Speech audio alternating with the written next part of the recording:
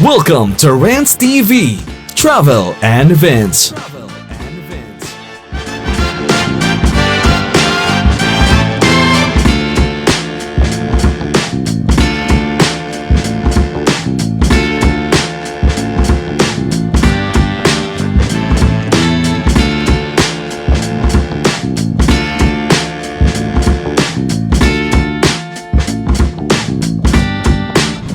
Hi guys, welcome back to my channel. Please tune with me guys. Andito naman po tayo ngayon sa Pasig River Esplanade.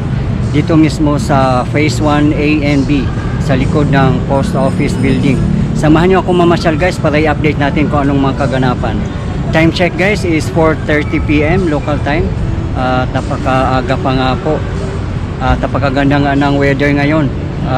Hindi siya mainit.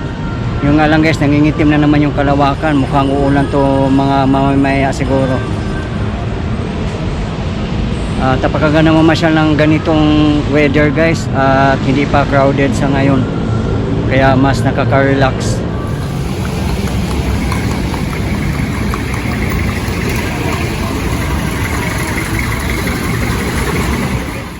Yan guys, madali lang pumunta dito guys. May mga jeep dito. Yung mga papuntang South, Pier 15, Intramuros, Luneta.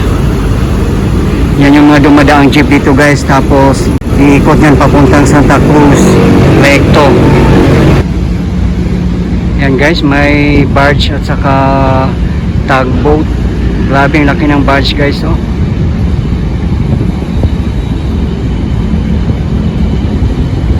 Napakaganda ng weather ngayon guys. Hindi mainit.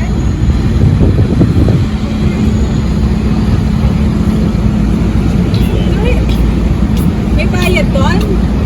Diyan sa bangka?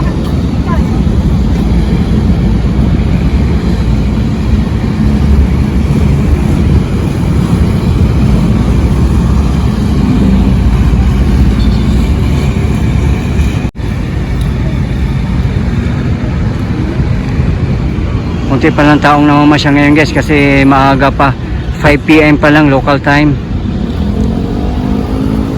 At yun nga guys, dito tayo mismo sa Esplanade Phase 1A and B.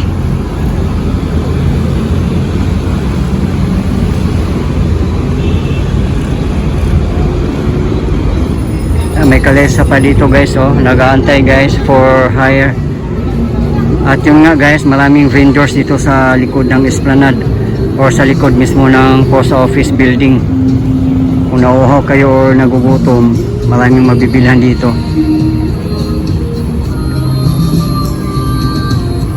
Yung commercial space dito guys sa Esplanade Phase 1C, hindi pa kasi operational, wala pang nag-occupy doon. Kaya siguro temporary lang din yan sila dyan guys. Mga basurahan din dito guys so as you can see. So kailangan guys maging malinis na rin tayo pag pumunta dito. Huwag tayong basa-basa magtapon kung saan para mapanatiling malinis natin ang ating napakagandang pasyalan na world class. At maging responsible po tayo guys no.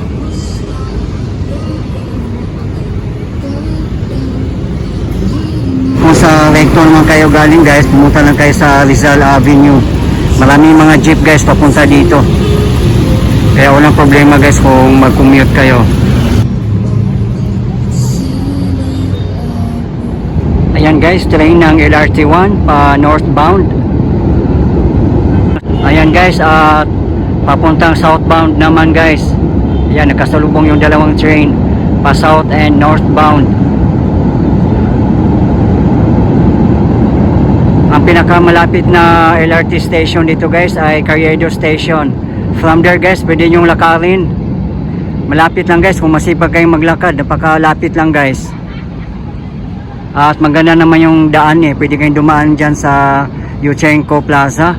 O pwede rin kayong dumaan dyan mismo sa MacArthur Bridge, papunta dito.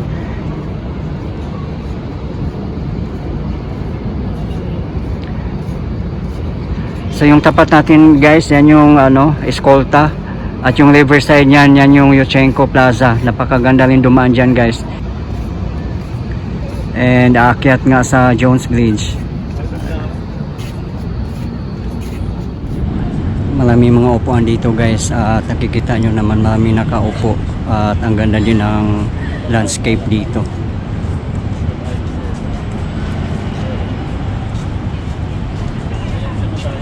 Sila yung mga nasa window na ang set. Sauce mo para.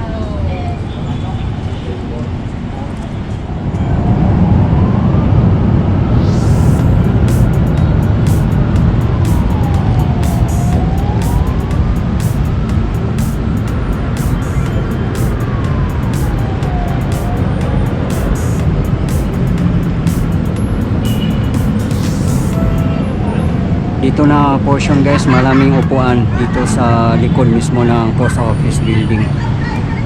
As you can see guys, maraming nakaupo dito. Ayan.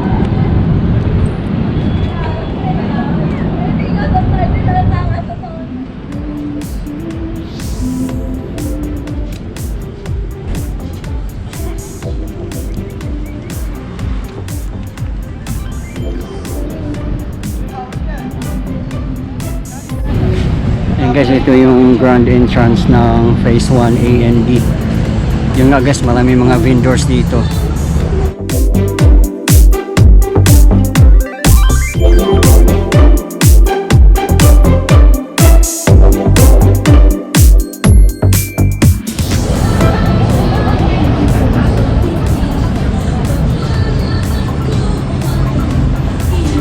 At ito nga yung guys, yung parang port area nila dito. In future, siguro makakaroon dito ng mga boats at saka floating restaurant. Ayan, no?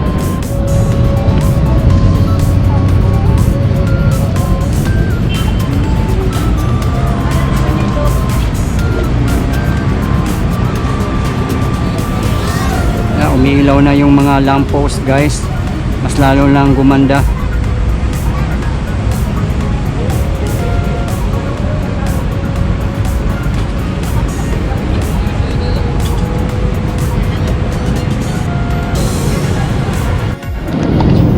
Yan, mga idol natin from Cavite.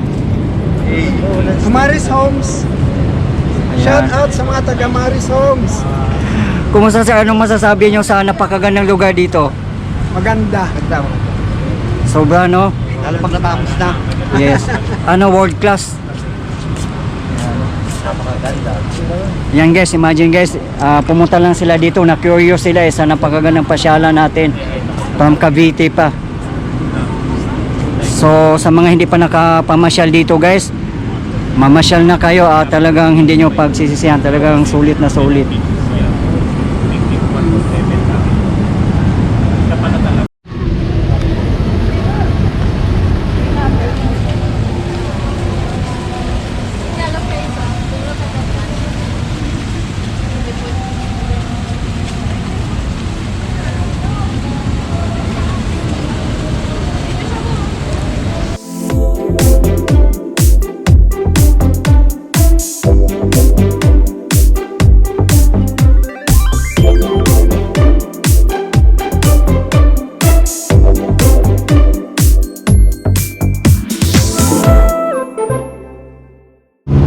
Time check guys, 6:15 PM local time. At yung nga, yung mga tao dito nakapayong na kasi umaambon-ambon na guys. At may mga bikers din dito. Pwede, kung may mga bike kayo guys, pwede rin mamasyal dito at bit-bit niyo ang inyong mga bike. Mga security guards natin nasa gilid lang. At napakagandang mamasyal dito sa Pasig River Esplanade guys, malapit lang sa lahat sa mga historical places natin such as Intramuros, Ongpin, Binondo, Chinatown, Intramuros, Fort Santiago. At pwede lang lakarin guys, kaya napakagandang mamasyal dito. At lalo na kung magdivisoria kayo guys, pwede rin lakarin through Juan Luna Street. At pwede rin magmotor guys, mga tricycle madami. Dito na area guys, marami ding mga upuan dito sa side lang. Ito guys, ang dami ng mga tao guys, kaso maambon-ambon na guys, kaya nakita nyo nakapayong na yung iba.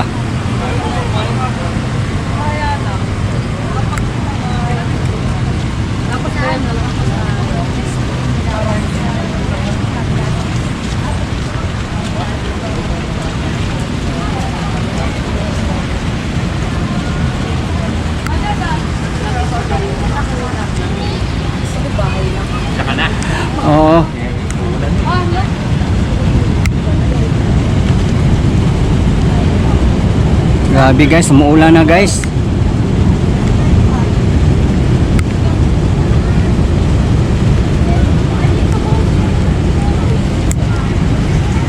Guys, nakita nyo naman guys, oh, grabe, umuulan na.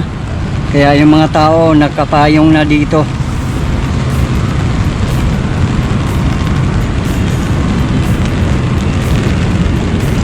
Ayan guys, maganda rin dito mamasyal pag may mga bata. Yun nga lang, siguraduhin natin na mabantayan natin ng mabuti yung mga bata, lalo pag maliliit pa. Kasi guys, delikado pag malaglag sa ilog. Kaya kailangan bantayan natin mabuti guys ang ating mga chikiting. Guys, maganda rin mamasyal dito. May mga security guards at mga police, kaya safe mamasyal dito. Ganun pa man, kailangan din natin mag-ingat guys. Ayan o, may mga bata. Hello.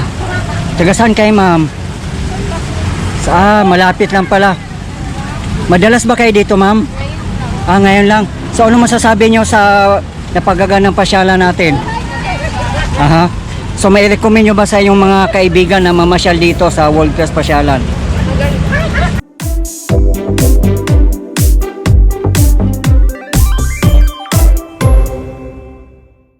Since nandito tayo sa Phase 1 A and B guys, ito yung daanan papuntang Phase 1C. Dito lang guys sa ilalim ng Jones Bridge ang daan. Hindi na kailangan lumabas pa ng Esplanade guys. Yan, napaka ganda din dito ng dumaan. Ayan o, may mga nakatambay dyan sa daanan mismo kasi nga umaambon-ambon. At yan naman yung historic bridge na napakaganda guys. Ayan, marami ding nagtatambay doon, nag-chill-chill. At yan naman yung stairs. Yan, papunta yan dito guys sa loob ng Esplanade. At yan naman yung CR dito.